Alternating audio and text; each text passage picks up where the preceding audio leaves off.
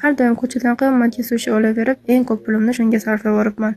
Uyda tayyorlangan sushini ko'rib, men ham uyda tayyorlashga qaror qildim.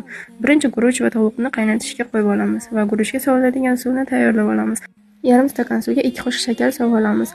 Pishgan guruchimizga suvni solib yaxshilab aralashtirib olamiz. Nachinkasi uchun bizga kerak bo'ladi mayonez, yaxshisi eriydigan sir, shunaqa tvorojniy sir, shunaqa to'g'ralgan tovuq va bodring va eng asosiysi norik kerak bo'ladi.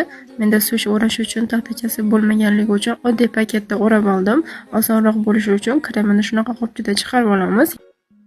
Yonlariga bodring va tovuqlarni shunaqa terib olganimizdan so'ng, norik uchlarini ozgina suvlab, o'zimizni xuddi professional sushichilardek his qilib, sushini dumaloq shaklda o'rab olamiz.